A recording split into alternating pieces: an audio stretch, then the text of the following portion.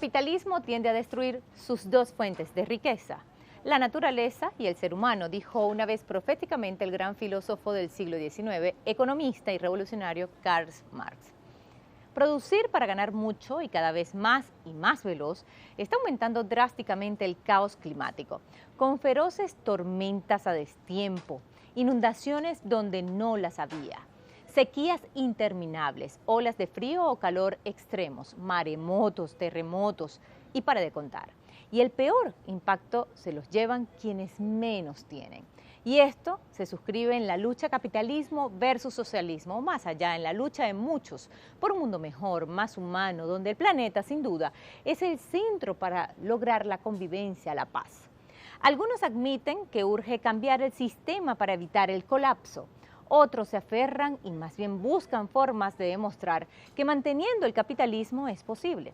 Hugo Chávez fue lapidario al decir en el 2009, en la cumbre del cambio climático, si el clima fuera un banco, ya lo hubiesen salvado.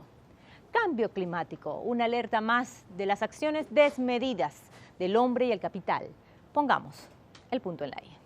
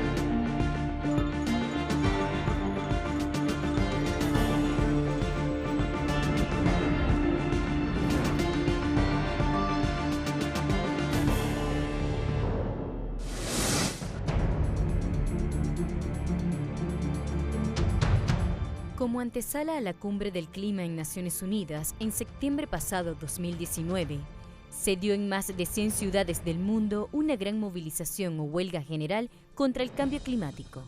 Es tiempo de despertar. Póngase a trabajar. Queremos acciones concretas.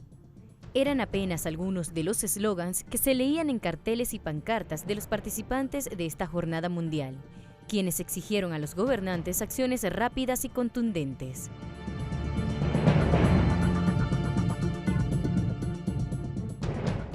En el caso de la COP 2019, celebrada en diciembre pasado en Madrid, España, en el contexto del periodo 74 de sesiones ordinarias de la Asamblea General, asistieron líderes de más de 60 países.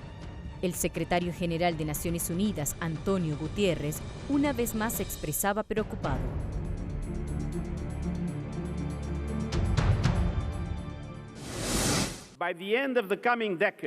Para fines de la próxima década estaremos en uno de dos caminos. Uno es el camino de la capitulación, en el que habremos pasado como sonámbulos el punto de no retorno, poniendo en peligro la salud y la seguridad de todos en este planeta. ¿Realmente queremos ser recordados como la generación que enterró su cabeza en la arena, que jugueteaba mientras el planeta ardía? La otra opción es el camino de la esperanza, un camino de resolución, de soluciones sostenibles, el camino en el cual más combustibles fósiles quedan donde deberían estar, en el suelo, y en el cual estamos en camino hacia la neutralidad del carbono para 2050. ¿Qué produce el cambio climático? La cosa no se limita a las emisiones de dióxido de carbono, ¿o sí?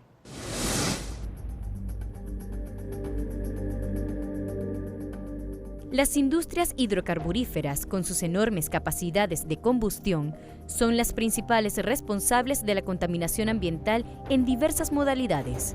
La industria textil y de la moda se posiciona como la segunda más contaminante por el fenómeno conocido como fast fashion.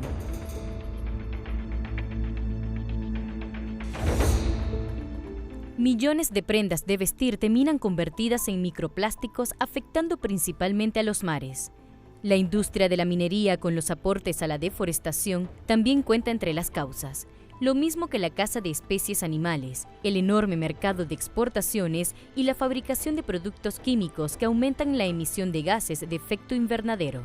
A estas actividades se suma recientemente explotación petrolera a través del fracking, una técnica que permite extraer gas de esquistos del subsuelo mediante fracturación hidráulica del terreno, que implica contaminación del agua, riesgos de terremotos y fugas de metano.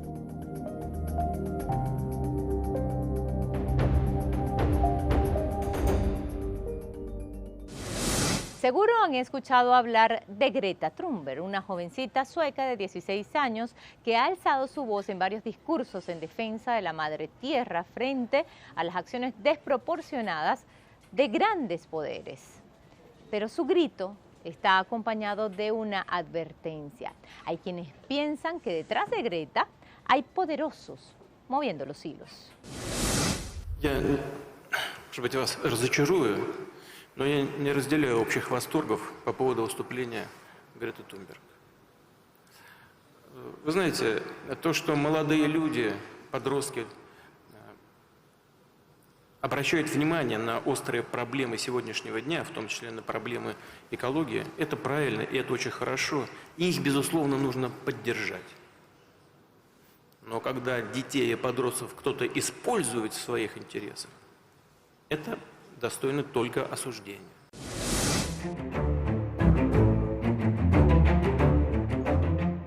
Greta Thunberg se la relaciona con organizaciones cuyo principal objetivo es lucrarse y se la cuestiona por los medios económicos que usa para desarrollar su agenda, incluso su tan repentina cercanía con la revista Vogue. Destaca el periódico alemán TASS que el publicista Ingmar Rentzog la catapultó a la fama previa promoción en redes. En 2017 fundaron la plataforma We Don't Have Time, que le dejó mucho dinero a Rentzog, operando en 3 mercados.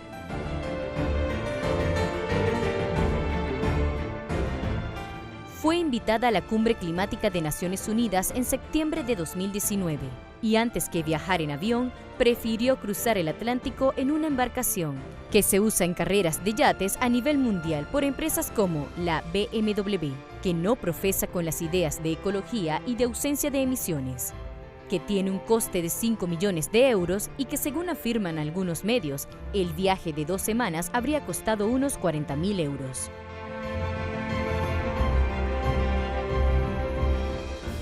El yate actualmente se llama Malasia 2, pero en su día llevaba el nombre de Edmond de Rothschild.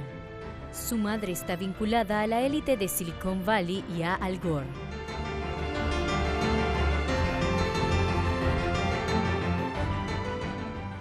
Lo que estamos viendo aquí, los jóvenes del mundo, los jóvenes de prácticamente todos los países del mundo, nos están dando un ejemplo generacional realmente extraordinario.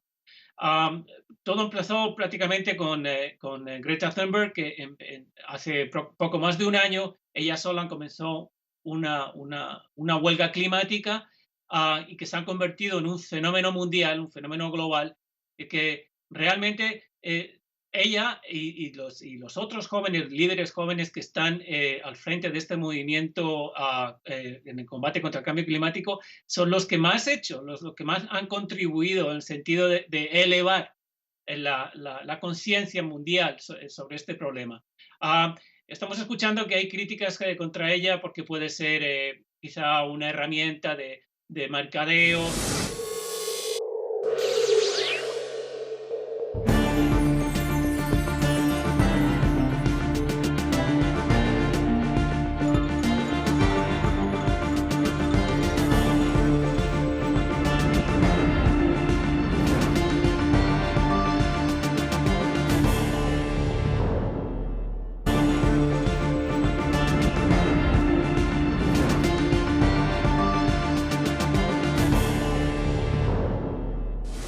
¿Cuáles son los países que más contaminan?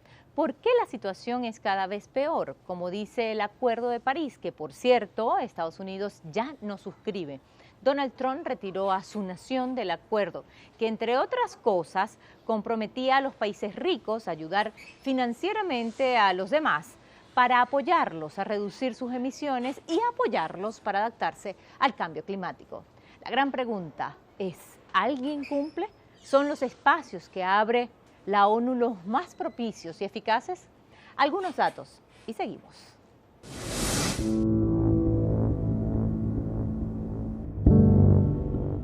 El 76% de las emisiones globales de dióxido de carbono es generado por los países del G20. Según el último informe hecho por el Grupo Intergubernamental de Expertos sobre el Cambio Climático. El mismo estudio señala que 10% de la población más rica del planeta es responsable de la mitad de las emisiones globales. Estados Unidos, China, la Unión Europea, Japón, India y Rusia son los países con mayor responsabilidad en ese sentido. En nuestra región, Brasil y México encabezan el grupo de naciones con más emisiones de dióxido de carbono.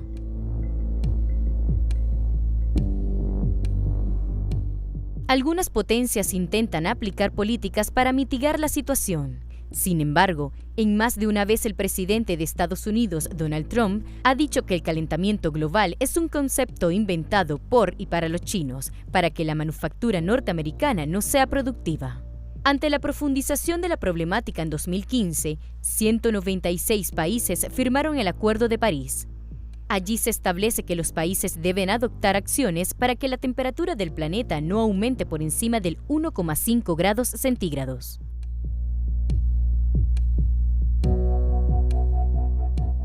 Pero el pacto no pone en cuestionamiento el modelo de consumo que lleva al desastre climático. No es vinculante. Además, para llegar al objetivo planteado, habría que bajar las emisiones de 70 a 95% para mediados de siglo. Estas cifras no están incluidas en el acuerdo y por ello es clasificado por muchos especialistas de una gran farsa.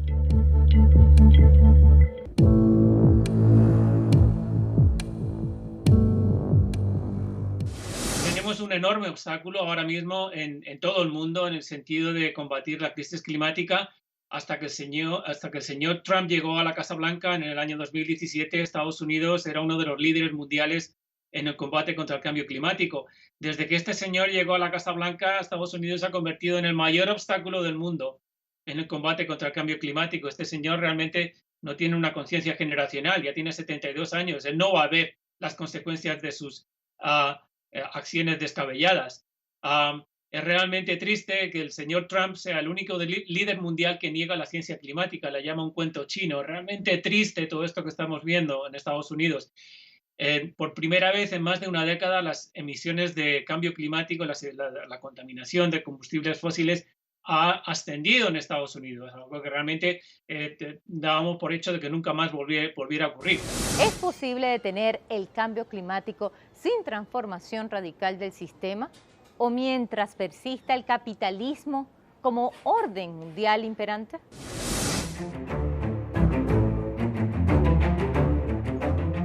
Detener el calentamiento global dentro de los marcos del capitalismo salvaje es una contradicción en sí misma y una meta absolutamente utópica. La destrucción del planeta es inherente a los procesos de concentración de la riqueza y la desigualdad social. La voracidad de las corporaciones multinacionales y la necesidad de mantener tasas de ganancias exorbitantes embisten frontalmente contra el cuidado de la naturaleza y los diversos ecosistemas impactan de lleno en el futuro de la especie humana. Ante el auge de las críticas del sistema capitalista y su ambición de rentabilidad por sobre todas las cosas, es el propio orden público el que plantea una variante dentro del capitalismo, que supuestamente cuidaría el ambiente del planeta. Esa variante dentro del sistema es llamada como capitalismo verde o economía verde. Este tipo de capitalismo promueve pomposos acuerdos internacionales con metas y objetivos que luego ninguna nación cumple. El mandatario francés Emmanuel Macron y la canciller federal alemana Angela Merkel son netos exponentes de este orden económico-social. A ellos se les suman las principales corporaciones capitalistas.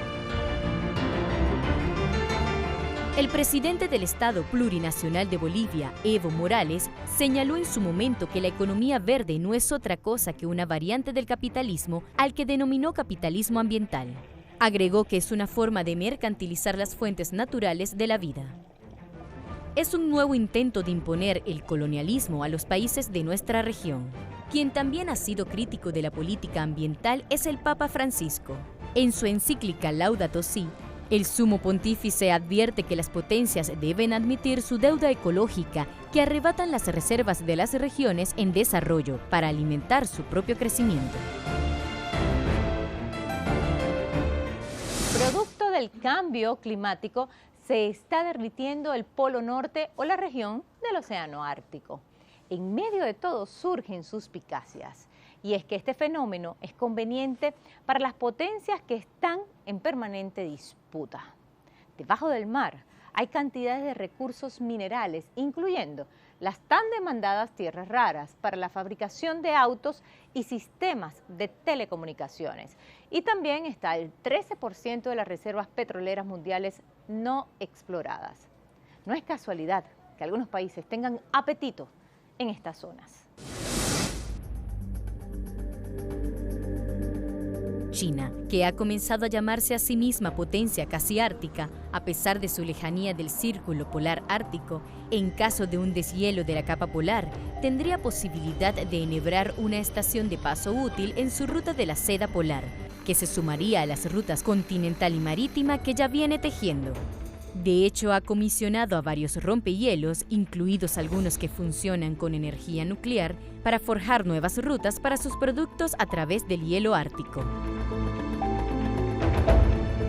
En general, el repliegue de las zonas glaciares abriría la posibilidad de rutas marítimas estratégicas que podrían unir Atlántico y Pacífico. En el caso de Rusia, el presidente Vladimir Putin expresó su disposición a establecer una cooperación financiera con China para conseguir un transporte de bienes mucho más favorable entre Asia y Europa. También ha actuado para poseer las placas geólicas continentales de esa región. En agosto de 2007, una tripulación rusa de 2 submarinos clavó una bandera rusa a 4.200 metros de profundidad en el lecho del Ártico. Canadá y Dinamarca anunciaron reforzamiento de su presencia militar y reclamos de soberanía. Por su parte, el presidente de Estados Unidos, Donald Trump, manifestó su deseo de comprar Groenlandia en pleno Ártico. El calentamiento del planeta es el que está provocando el deshielo en el Océano Ártico y en el Polo Norte, y por lo tanto está abriendo logísticamente, está haciendo posible que se explote en estos lugares, que se extraiga más petróleo, más gas, más carbón, etc. Realmente es demencial, es totalmente suicida que la humanidad siga eliminando los hielos del planeta, que son fundamentales para la supervivencia de la raza humana. ¿Por qué se habla de una crisis terminal, del patrón civilizatorio de crecimiento sin fin y de guerra permanente contra las condiciones que hacen posible la vida?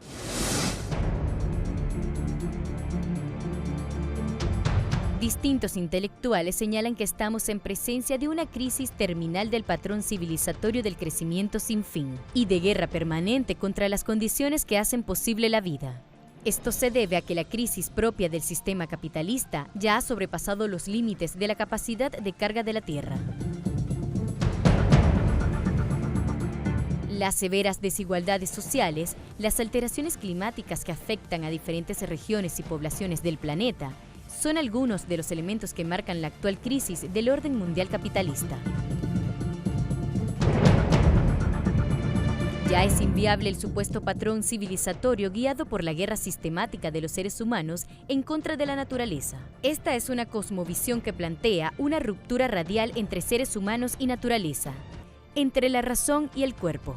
Esta concepción de la vida asimila la felicidad humana con la acumulación de bienes materiales. Y es esta cosmovisión de progreso y crecimiento indefinidos como algo supremo, necesario e indispensable, lo que ha llegado hasta sus límites y comienza a desbordar.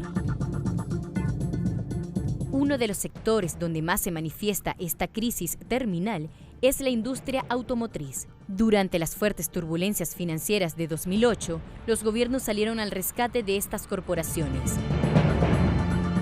El neoliberalismo es el salto final del sistema capitalista contra aquellos sectores que habían logrado mantenerse fuera del radar depredador capitalista. Es el neoliberalismo el que busca mercantilizar hasta las culturas de los sectores que estaban por fuera, como podía ser amplias zonas campesinas en el sur del continente, por solo dar un ejemplo.